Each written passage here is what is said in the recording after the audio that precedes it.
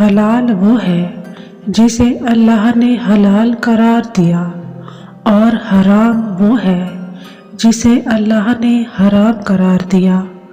جو شخص حضرت محمد صلی اللہ علیہ وآلہ وسلم اور صحابہ کرام کے بارے میں نامناسب الفاظ استعمال کرے وہ مسلمان نہیں رہتا۔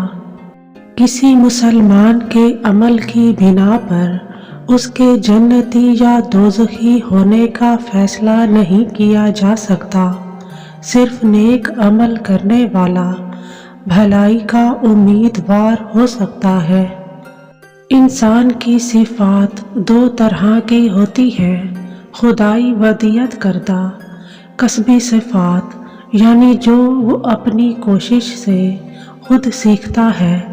قرآن و سنت پر ہمیشہ عمل کرو۔ برے کام کرنے کی صورت میں ایمان چلا جاتا ہے لیکن اسلام قائم رہتا ہے۔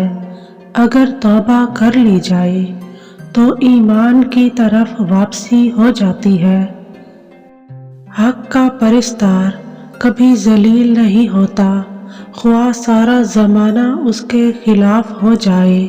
سچائی کی مشعل جہاں بھی دکھائی دے اس سے فائدہ اٹھا، یہ نہ دیکھ کہ مشعل برادر کون ہے۔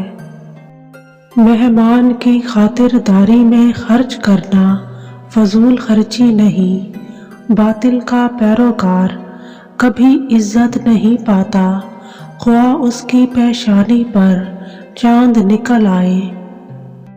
عظمت صرف 1% ودیت کی جاتی ہے اور 99% محنت و ریاضت سے ملتی ہے۔